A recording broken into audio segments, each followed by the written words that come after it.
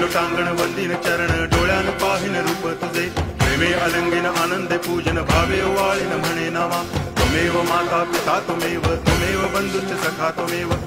विद्या तरुणं त्वमेव सर्वं मम देव कायेन वाचा मनसेन्द्रियैर्वा बुद्ध्यात्मना वा प्रकृति स्वभावात् करोमि यद्यत् सकलं परस्मै नारायणायति समर्पयामि अच्युतं केशवं रामनारायणं कृष्णदामोदरं वासुदेवं हरि गिरिधरं माधवं गोपिकावल्लभं जानकीनायकं रामचन्द्रं भजे हरे राम